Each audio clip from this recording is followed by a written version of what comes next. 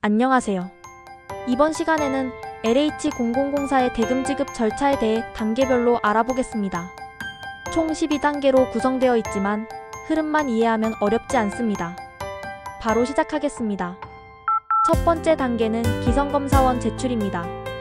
공사에 대한 내역서와 총괄표, 안전관리비 사용내역, 품질시험서, 그리고 퇴직공제와 산재금제 보험 관련 서류까지 준비하셔야 합니다. 이 모든 서류가 갖춰지면 감독의 결재를 받은 후 COTIS 시스템에 업로드합니다. 다음은 LH에서 기성검사자를 지정하는 단계입니다.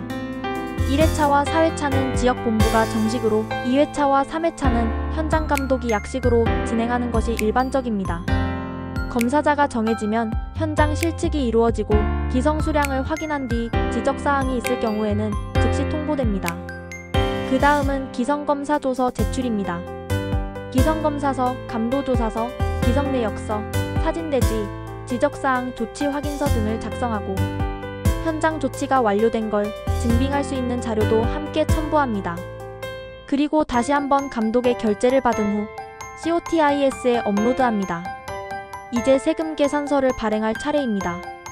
기성 내역에 맞춰 세금 계산서를 정확하게 발행한 후 감독의 확인을 받아야 합니다. 여기서 가장 중요한 점은 금액과 품명이 모두 일치해야 한다는 겁니다. 이제 EBID 시스템에 등록을 진행합니다. 대금 지급 메뉴에서 계약번호를 조회하고 기성 내역과 세금 계산서를 바탕으로 입력하면 됩니다. 이때 업체나 통장 정보가 등록되어 있지 않으면 감독이 수기로 입력해야 하니 미리 확인해 두는 것이 좋습니다. 이제 대금 지급 요청서를 제출합니다.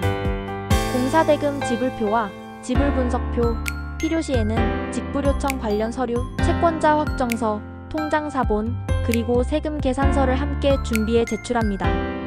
감독은 제출된 자료를 검토한 후 EBID에서 확인을 완료하고 마지막으로 LH공사에서 대금이 지급됩니다.